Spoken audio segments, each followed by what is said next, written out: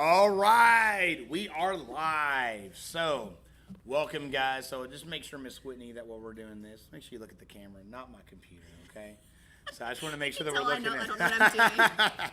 So, welcome, guys. I'm Mr. Yates, your host here, as well as the lead instructor at Premier Martial Arts Lexington in Hamburg, the very first location. I love to reiterate that. The very first location for Premier Martial Arts here in Lexington, Kentucky, my hometown, as well as I believe it's your hometown as well, Miss Whitney, right? Yep. So, sitting with me today, I have Miss Whitney Scott, who is actually my boss. I know you guys think I'm too tough to have a boss, but this is actually my boss here. So, she's the owner of this school. And it's kind of funny because she has no martial arts background, as far as I understand, at all. You know, she's done athletics and things like that, but she's a parent just like me. And so it's very interesting to see somebody who has no martial arts background at all make this giant leap to make a martial arts school. So that's pretty cool. So before we jump into it, guys, I do want to make a couple of quick announcements. So as you know, what else we got to do? We have all these crazy cool things going on at Premier Martial Arts. As we talked about earlier in the week, we do have the Black Belt Showcase going on June the 5th. Now, we set the times in stone for that as well, when it begins and whatnot. Yes, Little Champs, the 5 to 7-year-olds are starting at 9 a.m. And then our PMA kids, the 8 to 12-year-olds, are starting at 11. 11, got it. So there you have it, guys. And I'm sure you know you can go to the Facebook page and you'll have all that information there right there as well. Of course, ask us in class if you have any questions regarding that showcase. And again, it's simply just an opportunity for your kids, and if you're an adult student or something like that yourself, to get in, see what the Black Belt program is all about, get to do some cool extra stuff that you've never done before, and get to have some more fun with Mr. Yates. And what more could you want than that, right? So with that being said, we are going to jump further into it. We will have some more announcements just pertaining to the school at the end of the podcast. But this is a very special episode. This is episode number 2, where I had promised you I was going to bring on Miss Whitney to come in today to really kind of give you her story about why we joined this business in the first place. So I'm going to go ahead and get it started by asking you a few questions, Miss Whitney. Sure. It's just going to be easy. It's just going to be super easy. So really, at the end of the day, tell me a little bit about yourself and your background. Not about Premier, but a little bit more about your background and just in general. Sure. And I'm also trying to hide my orange socks. I know. Hey, at least I'm not fighting with her about shoes on the match right now. So. I know. It's a consistent issue. Okay, so a little background about myself is my husband and I are both from Lexington. We both went to school here, and we both went to Dunbar, and then we went to UK. We both went to UK. We have a 6-year-old girl and a 3-year-old boy, so we are in the thick of it right now, having a ton of fun. I wish mine was still at that age. They'd be a lot easier. They're a ton of fun and exhausting all the same, but we love them. My background, so both my husband and I have a business background. He does finance. I've always done sales. We've always been in active people. So he grew up playing baseball. I grew up dancing. So we've always been active. A couple years back, we decided that we wanted to own our own business, but also do something that would really give back to the community, right, and really help families. You know, when we started a family of our own, you know, we were doing our day jobs, but we just had this yearning, I guess, to live our own dream, but while we're living our own dream, to really help other people and impact the community. So that's how we came about Premier. But really, that's our background. Is we're both business people. Fun fact about me is I worked for Disney for 6 years. That was crazy. She was like, we were sitting there one day, and you said you know every Disney song that's ever been written. Yeah, so. Test me if you want me. test me on any Disney song. So I worked for Disney for about 6 years. That's a fun fact. I worked in the parks. I worked in the offices. So I do have a special way, I guess, of looking at things just from my training in terms of customer experience and communication and that kind of thing. Yeah. Oh, wait, you guys, I forgot, because you know Mr. Yates, he's all about his, if you've followed any of my other channels before, you know about my graphics, so we have to really quickly, Mr. Yates and Miss Whitney Scott on the screen right here. Premier Martial Arts Lexington. So, so that's awesome, though, Miss Whitney. So tell me really, What made you decide that? Because if you said you wanted to get into a business that not only for yourself, but you were giving back to people. Yeah. Why did this stand out to you in particular? Not Premier, but just martial arts in general. Why did the martial arts stand out in general? That is such a good question. So we've done, again, a lot of soul searching over the last several years, and we looked at different things. I mean, I could go on and on about the different things that we looked at in terms of businesses and really what we wanted to pour ourselves into. Really, we never looked at any other martial arts. We somehow came to know some people who were involved with Premier, and we walked into our first martial arts school, which was a Premier school, a little over a year ago. And the best way I can describe my experience is it was refreshing. Like, it was just refreshing to me. So when you say how did we land on martial arts, it wasn't necessarily that we landed on martial arts. It was more about what Premier was doing in their communities, and that came with the martial arts. So when we walked into the Premier school, what I saw was a couple of things. I saw, like, the kids were just having a blast. Like, they were just having so much fun. All my kids know, rule number 3 is we have to have fun. Which it was so refreshing to see the kids just having so much fun. Second, they were sweaty. And I grew up, my mom, I grew up with a PE teacher. So again, we've always been active as a family. And I've always had a passion for activity and getting people to be active in activity. And just to piggyback on what you're saying, I really think this is probably something I think we've talked about this before, something we can agree on, that level of activity is something that's being slowly lacking. Oh, yes. It's lacking more and more every day in what our kids actually get to experience. Yes, So. I mean, it's lacking from school, but then it's also lacking with, like, iPads and computers and all that kind of stuff. So, like, I walked in and I just saw all these kids, like, sweaty, and I was like, yes, they're sweaty. And then the third thing is I just saw these kids, like, respecting their teacher in a way that they were just like, yes, sir, yes, ma'am, yes. And they were just like, I don't know, that part of it, the manners part of it and the discipline part of it. I had never been into a martial arts school before, and I was just like, wow. And as a parent, I was thinking to myself, I need this. like I need help. Like, you were saying the other day, like, nobody's perfect in terms of parenting. Well, I'm in the thick of it right now. I have a 6-year-old and a 3-year-old, and I try every day to instill some of these values into their brains, but it's hard. And I feel like you truly need a tribe. Like, you need so many good influences in your kid's life, not just in the home, but just, like, around it. What's that old saying, Miss Whitney? It takes a village to raise a child. Yes. I mean, and that's so true, guys. It takes a village to raise a child, and it's because when we live in a society right now that we pressure everyone so hard to work, to put in the time, but so often that we forget to put in the time with our families, our children, and the people that we care about and stuff like that.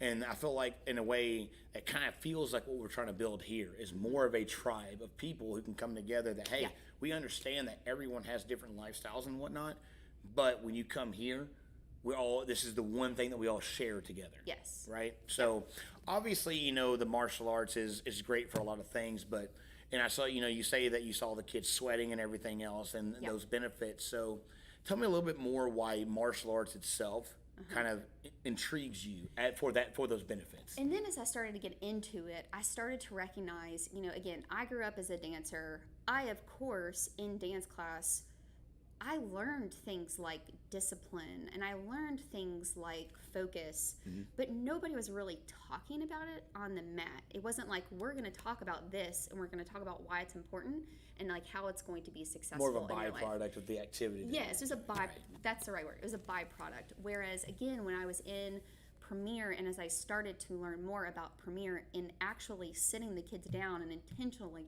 talking about things and then sending worksheets home and talking about things as a family, again, I just saw a great need, and that's what drew me into the whole martial arts. And then just real quick, if you don't mind, just to kind of piggyback on exactly what you're talking about, that's the whole point of this podcast. Yeah. That's literally why it's named what it is. Yeah. Is the MatChat. Yeah. It's because every single day, guys, in Premier, what we do is we sit down with all of our students. I don't care if you're an adult. You're going to hear the same talk as the kids. Now, it might be, of course, geared and oriented towards somebody of a different demographic, but the whole idea is that I can't teach you a skill and not explain why that skill is important. Yeah. Just like we know, it's our what do we call it, the rule of like it's like the progression of teaching, or like the sequence of of teaching. Whereas we have a very, very specific way we do things. We have to show you what this skill is. Yep. Then we have to break down why it works, why it's important. Yep. And I agree with you. I feel like oftentimes when you do sports, especially because I grew up with them too, you get taught the values of what you're doing on your own as a byproduct. It's not the instructor teaching you. It's like as you had to figure it out along the way. Yeah.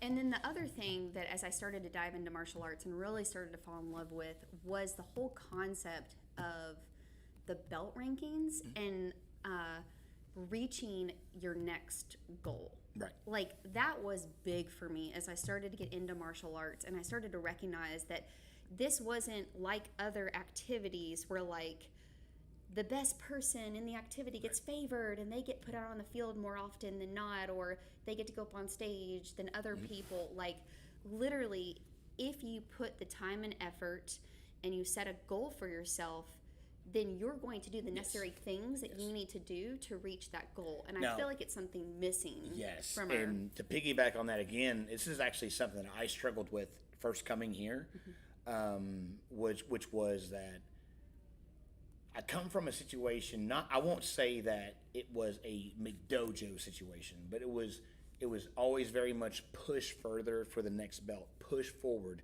Whereas I have found that our focus here at Premier is the individual student versus the mass. So that when you get that question, it's actually a lot easier to answer that question than when you get it from a parent of, oh, I look at my child and I feel like their skill is way better than the other person that's the same belt rank. And to which it's actually a lot more comfortable now to just look at the parent and say, hey, I understand that, but your child, while they're also let's just use the example, green belt, and this other person is a green belt. They're both green belts, but they're both green belts for different reasons. Right. Your child may be that overachiever, that their skill is great. Right. They're a green belt because they're naturally talented, they're good, they listen, and they'd already focused. They're just a good athlete, and they have all the right material.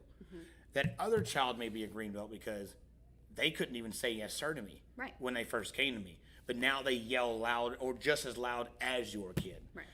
They have the same level of confidence. Yeah, their punch might not be as good, but they put in the same effort. Right. And so I really like that our focus here at Premier is it's an individual, because it is. And a lot of people forget that the martial arts, while it's one of the, even though it seems oxymoronic, that it's one of the biggest team sports that you'll ever be a part of, it's also a purely individual sport. Yeah. And so if I compare, or another instructor compares any student to another student, I feel like we're doing a disservice to that student. Yeah. And I feel like that's the difference here. But I also think it's a part of that culture building and that tribe building. Yes. That we're not sitting here just saying that we're all the same caliber of green belt. Right. Physically. Right. But we're all the same caliber of green belt mentally. And the last thing that I don't want to forget to mention is the other thing you were asking about, like why martial arts, is let's not forget the self-defense component. Let's not forget the self-defense. Yes.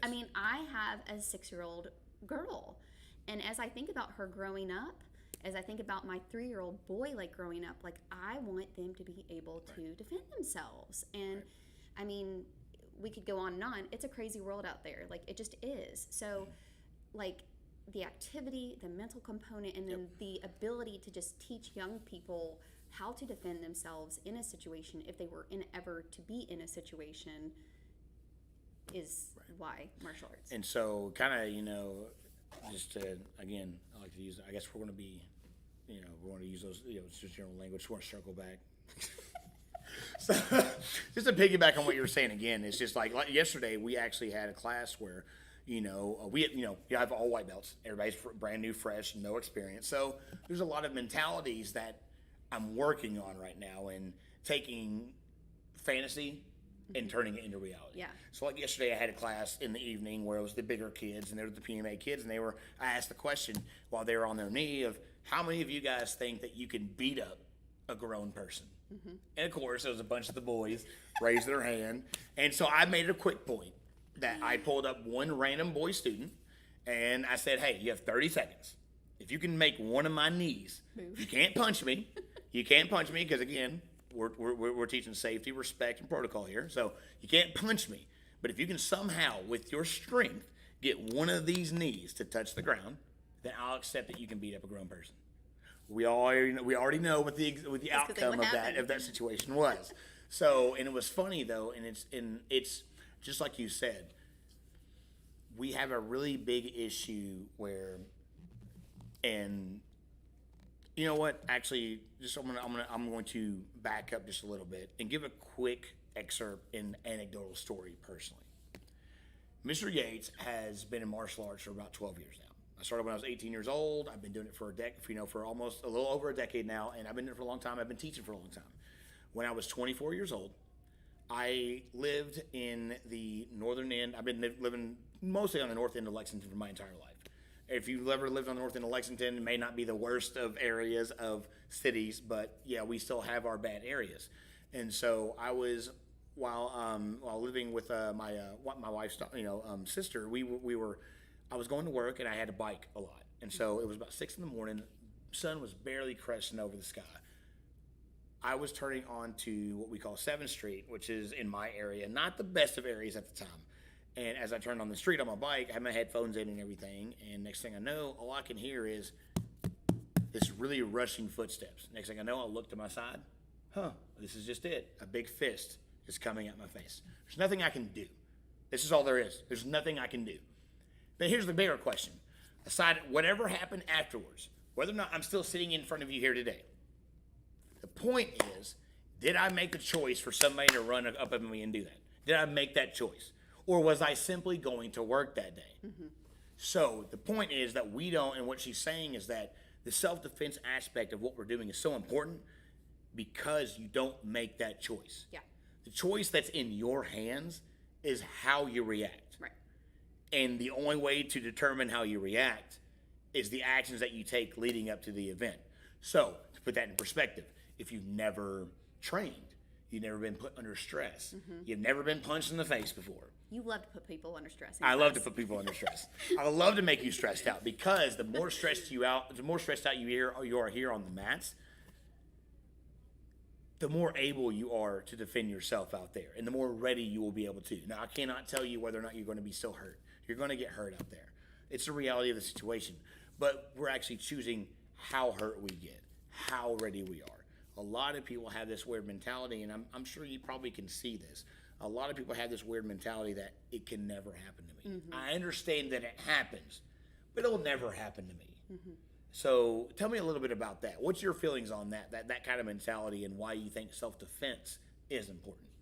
Well, I would say that I thought that too, that it could never happen to me too. But quick anecdotal story about us is this was after I'd already decided to open up a premiere. We're like in the works of it. I think this is around January of this year, so 2021. We were on, let's say, a nice part of town. I'm not going to say where it was, and was dropping my kids. Really quickly, if you don't mind. By the way, to piggyback on what you just said, circle back one time. There is no such thing as a completely safe place. I know. A gated community can be just as dangerous as the inner city streets of a dense populated city. So, trust me. Do you think that people are just staying in the inner cities to get good products and good merchandise? No. They're going to travel to the places that think they're protected, think that they're safe. So the only person that can choose whether or not you're safe is you. But yeah. The most I'll give about the story is that I was dropping my kids off at daycare, and we were approached by a man and got in a very dangerous situation. I remember this story. With my 2 kids right there with me. And I always just thought to myself, like, I don't know, like this crazy stuff would never happen to me. Yeah. But it did. Mm-hmm. It did. And luckily, nothing happened and we got out of there safe. But like something good, really, really bad could have happened. So like it was the recognition to me that no matter where you are, what part of town you're in. Like, this stuff can happen anywhere and at any time. Anywhere, anytime. Exactly. Anywhere, anytime. Excellent. Honestly, it's a conversation that a lot of people don't want to have. It's a conversation a lot of people want to avoid, and because the moment that you start having the conversation, that's what makes it real. Yeah. And we don't want to accept it. Yes. We live in this bubble that we want to think that the world's safe and we can just put Nerf pads on everything and it's going to be okay. But at the end of the day, we don't make that choice. Yeah. And it's very important for people to take their personal protection into their own hands. And one thing as parents, and this is something that is a realization that we have to come to as parents. Yeah. We cannot be there 100% of the time. I know, and I Are wanna you going to be. sit there in your kid's classroom? You know what I'm saying? Like, am I going to walk with them I'm going to walk with them to the bus stop. I'm going to get on the bus. I'm going to ride with them to school. I'm going to sit with them at the breakfast. I'm going to walk them to their class. You got to go to the bathroom? I'm going with you.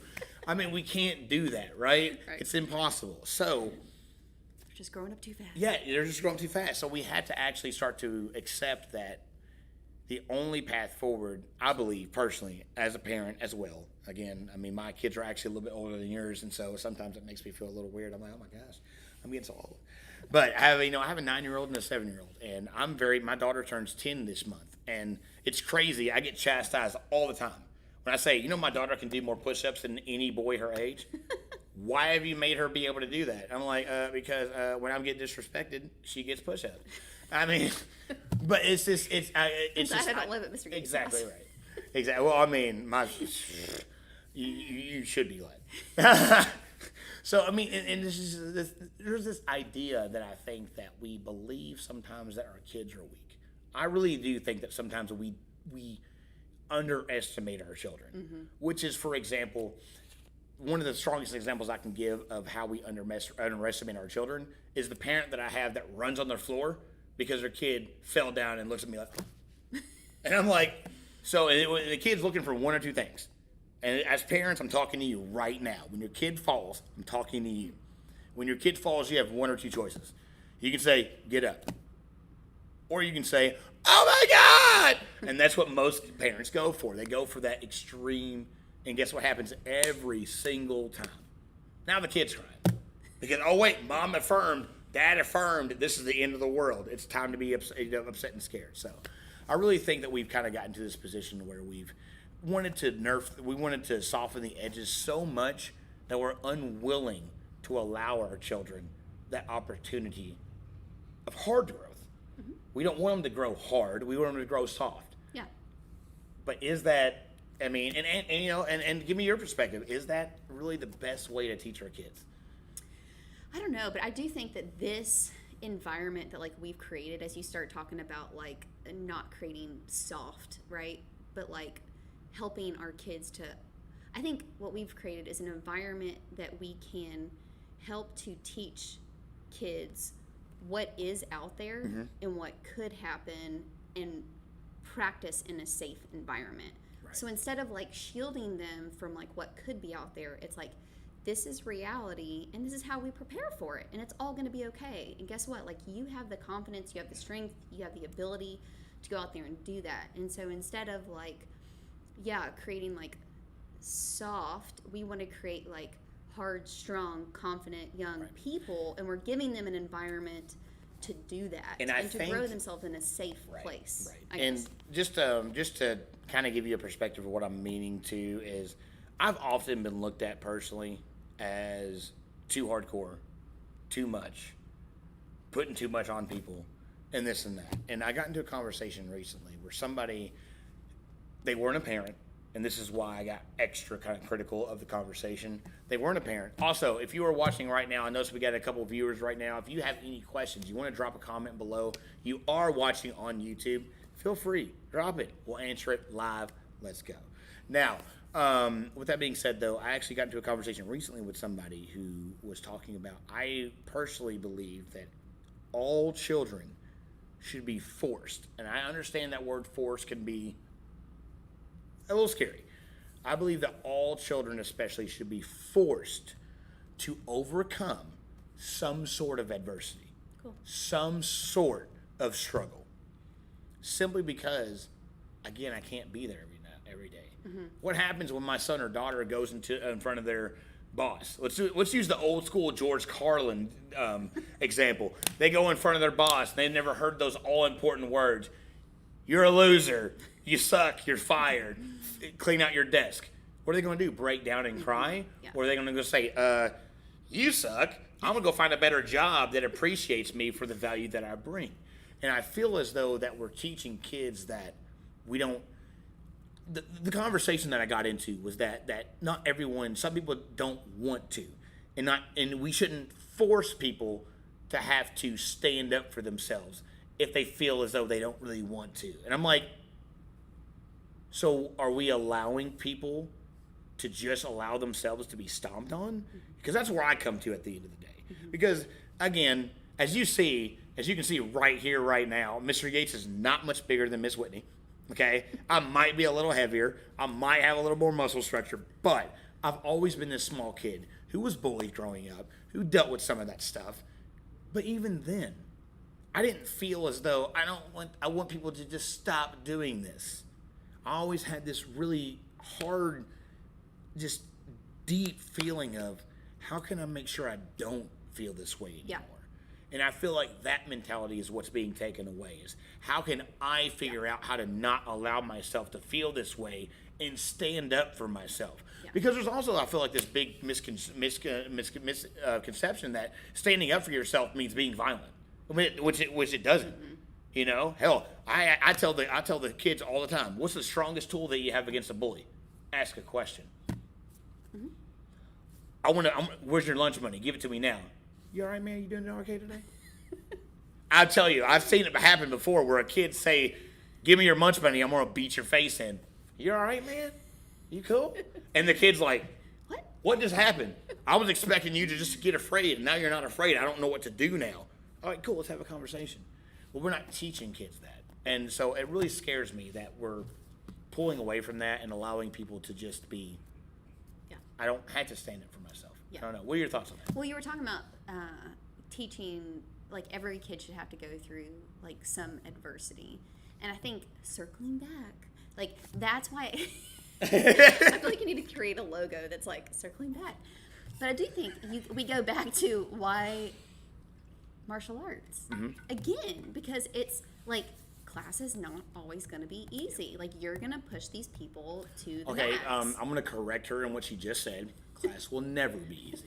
It's not always not going to be easy. If you're in Mr. Yates' class, not easy. The perfect example that I can give to this, and this is like a small. Let's be for real. Like this is a small adversity. But the other day in class, I noticed. I think it was our 8 to 12-year-old class. It might have been our 5 to 7-year-old class, but you told them that they were going to do something. I don't know if it was like burpees or something like that, and the whole class went, "Oh man." And I was just like, what?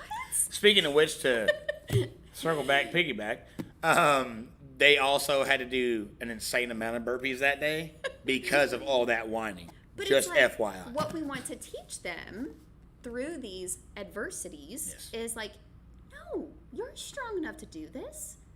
It might not be fun, but you can do it. Yes. Like, we're confident in you. Like, have some confidence in yourself. We're not going to complain. We're just going to push through.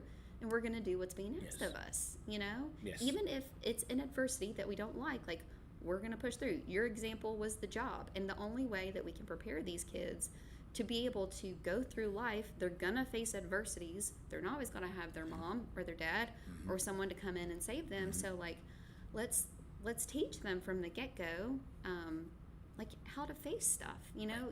Utilizing, and again, it's not all about the physical techniques, but, let's prepare them to be confident and strong so that they can get through whatever challenge they face.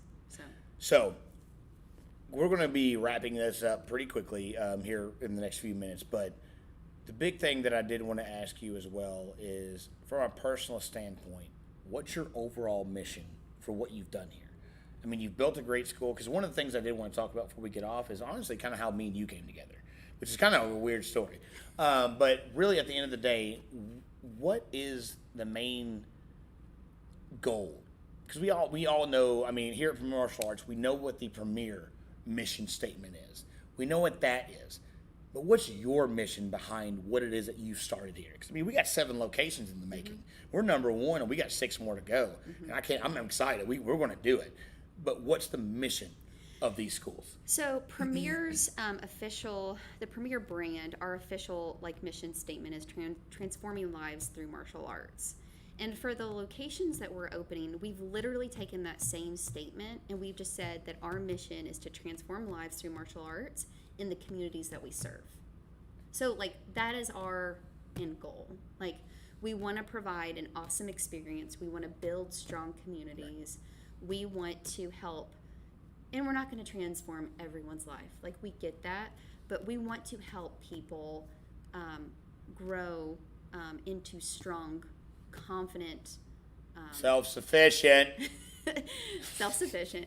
We want to be able to transform lives. Yes. That's what we want to be able to do at the end of the day. And it's fun. It's fun hearing stories already from you guys reaching out to us saying so-and-so is so much more respectful at home. And we know that's all impacted through you guys. Right. So, we had a student recently, you just told me about, I believe it was yesterday, where I thought it was a concern, no, it was Monday, where I thought it was actually a legitimate parent concern. It actually turned out to be parents thanking us that they've had a change that they saw within just a matter of weeks that we've been with their child. Yeah. And they've seen that it's insane. So I think that is our mission, and it's good to see, and we won't be perfect every day, but it's good to see that our mission is being fruitful and helping at least some people.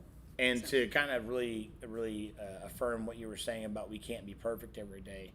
While we can't be perfect every day, the goal is to strive for that perfection every day. And that's through how hard we work and how hard we work for our students. Because at the end of the day, without students, then what's all this for, right? Right.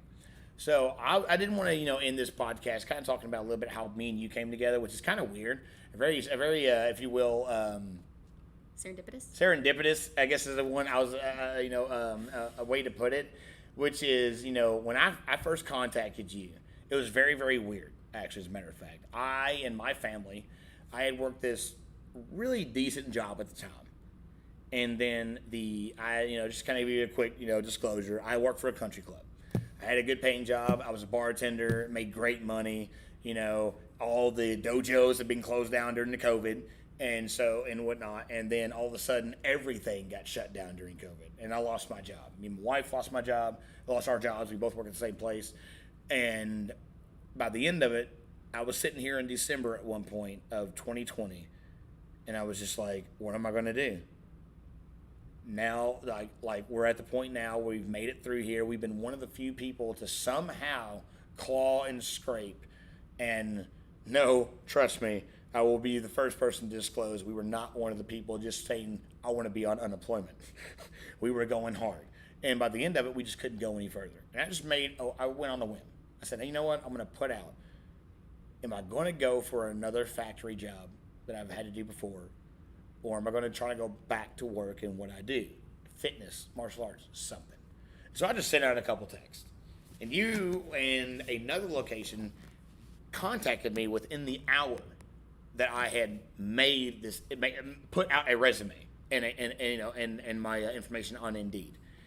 And so it was really odd getting that phone call from you for initially. So just kind of tell me what made you call me during that time. Well, because at the time you were already looking at another instructor and everything. So what made you just give that? I mean, it was weird. It was weird for me. Yeah, I think that. Well, long story short, we. It is a long story, by the way. That's why she says that. We're just going to condense it. We're just going to condense it because I could go on and on. We're just going to condense it. So basically, I just don't think the timing was right for any of us back in December. I contacted Aaron, and I just don't think the timing was right on either side. But then, through serendipitous occasions, I guess you want to call them, I ended up looking at Aaron's resume again a couple months later, and after I had talking to him the first time, knew he was super passionate about martial arts. And as I called him again and started digging into really what his end goal is in helping and progressing his students and understanding where he wants to be every single day, which is on the mat helping people. It just really aligned with, you heard, our mission, which is to transform lives. So it wasn't just about getting, like, he is an awesome martial artist, obviously, but it wasn't just about getting like a competitive, crazy 4th degree black belt in here. Like, we wanted someone who really aligned with our mission, was that he truly wants to help people and he wants to help his students. So long story short, I called him back a couple months later, and he was still wanting to do the martial arts. Well, let's put that in perspective, right? So right after I talked to her initially in December, I had also, in the same day, was contacted by a large commercial gym chain. And so when that happened, she had already told me that she had talked to a previous instructor, that they had already offered something to him. And so I was like, all right, cool, I'm going to take this other job. So I took a job. I was a general manager at a very large commercial chain gym. And it was the worst experience of my life. I mean, it was just one of those things that I was forced to be the person that I didn't want to be. But for me, it felt as though, because she told me she wanted to keep in touch with me. She didn't want to lose contact, and that maybe in the summer or something like that, I could come on as an assistant instructor, start working with them maybe for another location, things like that. And so I was like, all right, I'm going to keep that in the back of my mind. And so for me, it was, I have to go with this job. I know I don't like it, but if I stay patient and I stay disciplined and I stay working and I make sure I pay my bills and keep the roof over my children's heads, then maybe something good will come. The next thing I know, a phone call happens, which was wild, which is absolutely wild, especially when I was already at this point right now of quitting my current job. I was like, I'm ready to get out of here. And long story short, we don't need to go into all the details, but he texted me a picture with one of my friends that he knew, and so I was like, how do you know that person? It's a really small world, don't we? How do you know this person? And then I was like secretly in the background asking that friend, like, how do you think he would be as a lead instructor? As like we were having play dates and stuff, and she was like, oh, I think he'd be amazing. I think he'd be amazing with kids. I know he has like a lot of experience. And then I started calling around for different people that have actually worked with Mr. Yates. In terms of like actually being his student at other schools, and they just sing his praises. So ultimately, we're just very glad to have you with us. And I know at the end of the day, it's very, very, I think that at the end of the day that, again, like you said, I wasn't meant to come here in December. I was meant to come here now. You weren't meant to get me in December. I wasn't meant to get you. It was supposed to happen when it did. And I think what we've seen, the benefits from that patience. And we have a long way to go, obviously. You know, we have 6 locations still to open, which is going to be great. I'm super excited about watching that progress and being alongside and helping with that, hopefully, as well. But at the end of the day, is there anything that you just really want the people, whether or not they be your student, whether or not they be part of the school, or just somebody that may be thinking about martial arts in general? Is there anything that you would want them to know? Yes. So the first thing is, if you haven't thought about martial arts, think about it. Come try it. Like, again, like I didn't grow up doing it, but now that I know about it, I'm like, oh my gosh, this is so good, especially for kids as they're growing up. Yeah. It is so much more than just an activity. So if like you haven't looked into it, like look into it. I'm not telling you have to sign on. I'm just telling you to like look into it. Like come by. See a class. There's free cookies next door. There's not free cookies next door. Only on Friday. Yeah, only on Friday. Free cookie day, the 21st. Yes. But we do have a cookie store next door. But like seriously, like look into it. Like call us, text us. Like just come see what it's all about.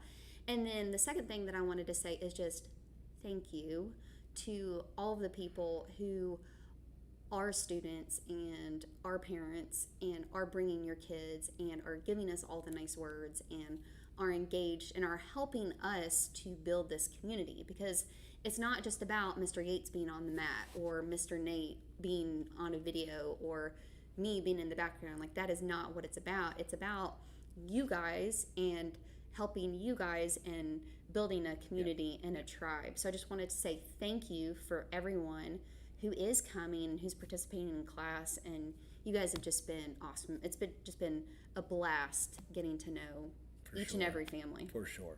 And, for me, guys, don't ever think that any of everything that's going on is lost on me at all. If it weren't for Miss Lene, Miss Whitney, Mr. Ryan, Mr. Nate, you wouldn't have a Mr. Yates on the mats, right? So literally all the confidence that you see, all of the power, all of the discipline, everything comes from the team. And without the team, that you don't have any of that. And so at the end of the day, that it really takes all of us to do this. That takes the parents that are sitting in the audience, that are cheering on their kids and encouraging them. Not the ones saying, oh, when they fall down, come to get them. No, let them cry. It's okay. Just kidding. But the big thing is that we're all a team here, and that we often, while martial arts is very much an individual sport, without your team, you don't have martial arts. And without somebody to practice with, you don't have skill. So at the end of the day, I think it's really important that we really remember that amongst all the activities that we have, amongst all the things that we do, the one great thing about martial arts is it really is a community thing. Mm-hmm. And that's our big goal here at Premier Martial Arts, especially here in Hamburg, as we grow and we open these new locations, is to create a community.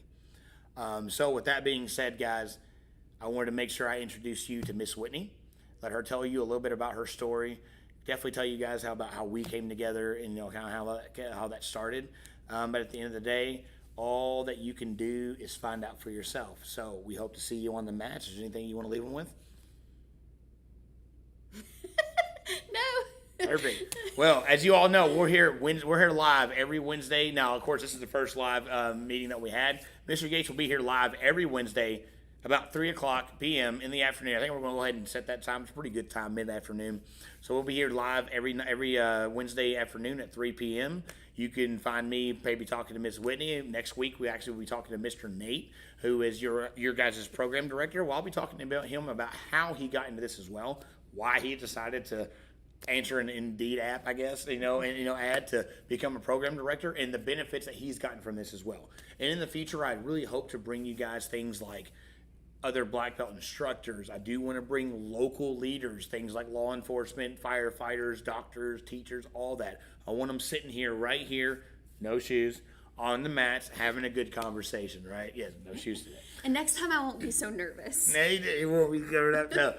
No, you did great today, Miss Whitney. You did great. So at the end of the day, guys, we are a family here. We are a team.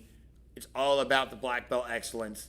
And at the end of the day, if we're not striving for black belt excellence, what are we striving for? So I want you guys to have a great weekend. I will see you this weekend. Don't forget, free cookie day on Friday, the 21st. If you guys don't show up, as I reminded you, if you don't come on Friday, I will not hold it against you for attendance. I'm still holding class and want you to be here. But if all of a sudden you got to park all the way down at Cheddar's, down on Liberty Road in order to walk to class, and you're like, no, Mr. Yates, I can't do it. It is a free cookie. Yeah, but there is a free cookie. So with that being said, guys, as always, we like to kick hard, key out loud, always say yes sir, no sir, yes ma'am, no ma'am, and show that respect. But it has been the MatChat podcast, episode number 2. Very glad you guys got to meet Miss Whitney for the very first time. I'm glad to be a part of this team and cannot wait to see what the future holds. Leave a comment below on any questions that you might have. We will hopefully be streaming this maybe to our YouTube, possibly Facebook as well in the future. But every Wednesday, catch us here, MatChat Podcast, 3 p.m. We'll see you next time.